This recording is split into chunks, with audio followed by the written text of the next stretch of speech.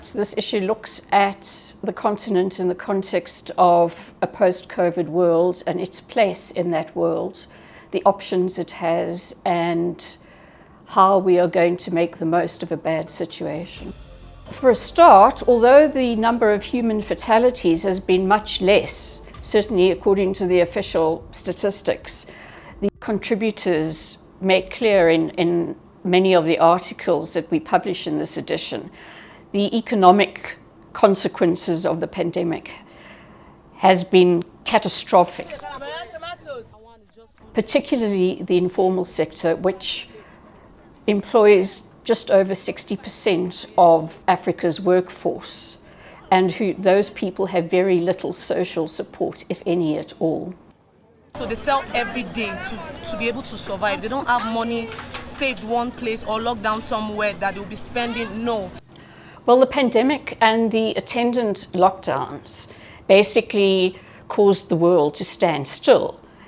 And from an economic point of view, this had a profound effect on African economies that are reliant on single exports. Countries like Nigeria, for example, that relies heavily on oil exports for revenue, were hit with a double whammy of falling demand and falling prices.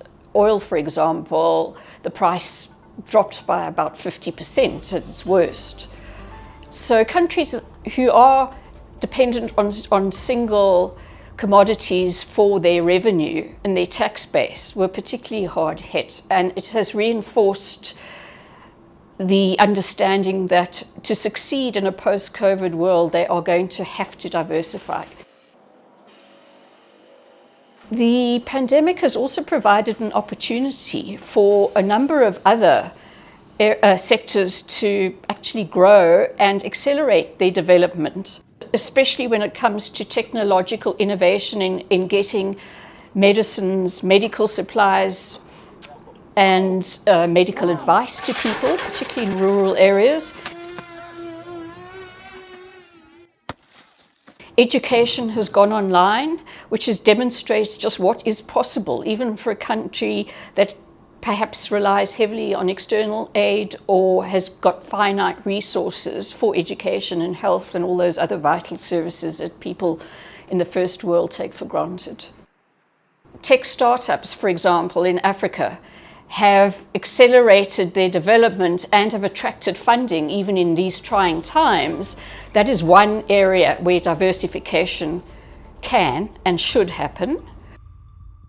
One of the lessons learned for many African countries has been the absolute need to accelerate the process of regional integration, which is already going. One very important vehicle that is going to assist with regional integration is the African Continental Free Trade Agreement. The African Continental Free Trade Area officially started trading in January this year. Through this initiative, the continent's leaders recognized the potential to connect 1.3 billion people in Africa's 55 countries. With a combined gross domestic product of $3.4 trillion, it represents a market bigger than that of India.